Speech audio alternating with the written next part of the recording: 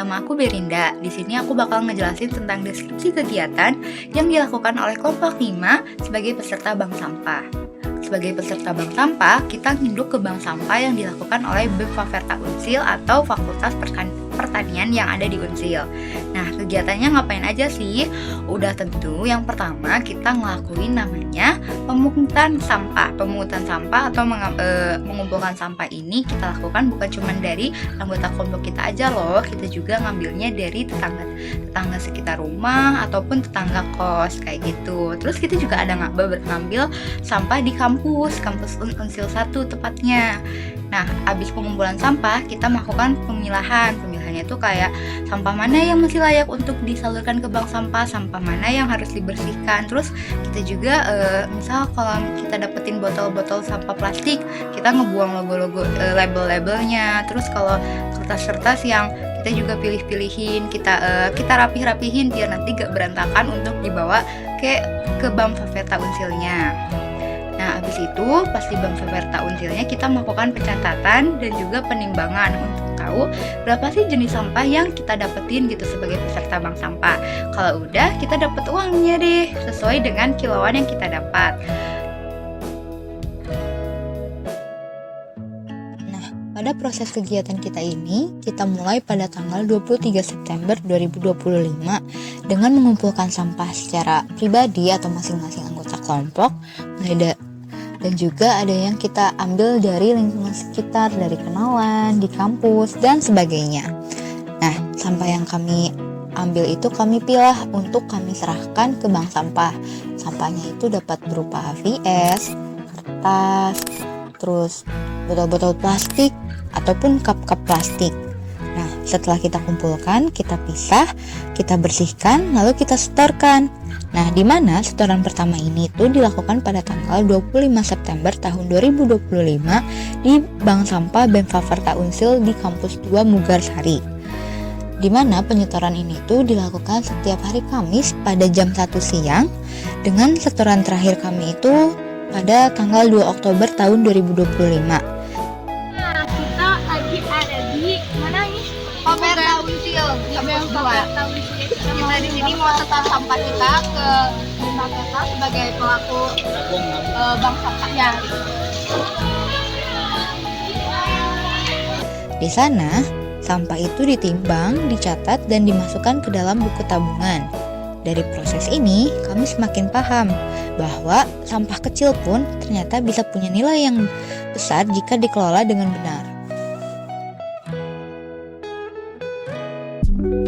Dari kegiatan ini kami mendapatkan hasil yang nyata. Jumlah sampah anorganik yang berpotensi mencemari lingkungan berhasil dialihkan dari tempat pembuangan akhir.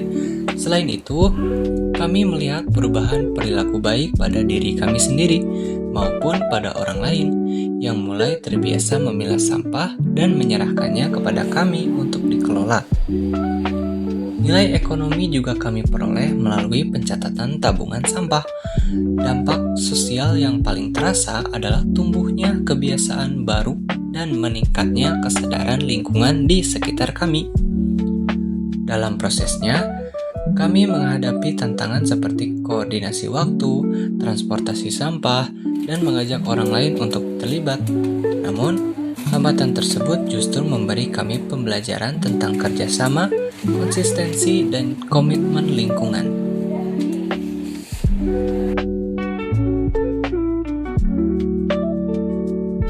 Nah, apa sih tantangan terbesar dalam mengurus sampah?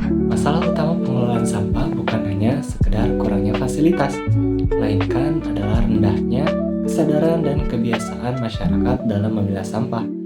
Banyak orang yang sebenarnya sudah mengetahui cara pemilahan, namun rasa malas dan minimnya komitmen praktik membuat proses ini sering diabaikan.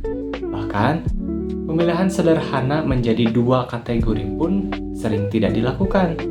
Dengan demikian, tantangan yang perlu diatasi bukan hanya sebatas memberikan edukasi, tetapi juga mendorong perubahan perilaku agar masyarakat benar-benar menerapkan pemilahan sampah di kehidupan sehari-hari. Kemarin kelompok 5 udah kan ya datang ke tempat bank sampah. Nah, itu tuh menurut kamu kesannya kayak gimana sih? Aku tuh baru paham gitu kalau misalkan program yang kita jalanin tuh, program yang kita lakuin sekarang tuh ternyata impact-nya tuh gede banget loh, baik buat lingkungan ataupun buat diri pribadi manusia gitu. Kenapa bisa gitu? Karena buat lingkungan sendiri kita secara nggak langsung ngurangin penggunaan sampah plastik, bukan ngurangin, lebih ke arah kita recycle gitu, kita daur ulang sampah plastik gitu.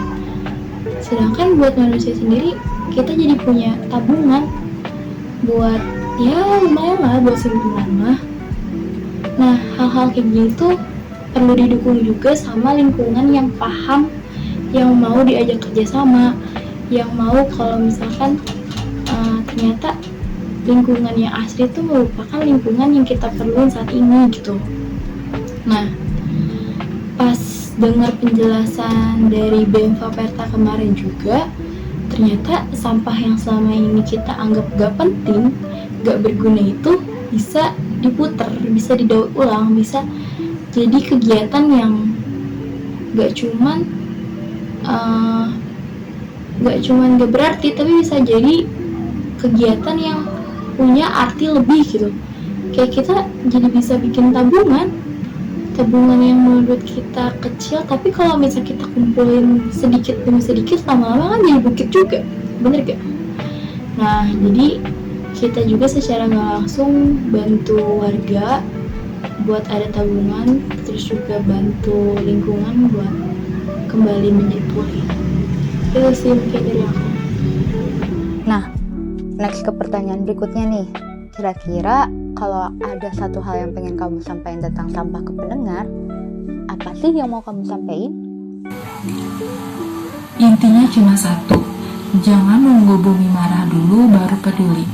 Pesan paling penting adalah mulai dari langkah yang paling sederhana yang bisa kita lakuin hari ini. Buang sampah pada tempatnya, kurangi sampah sekali pakai, mulai belajar pilah sampah sedikit-sedikit, dan biasain kalau misalnya kita tuh belanja bawa kantong sendiri. Hal ini tuh kecil, tapi efeknya itu gede kalau jadi rutinitas.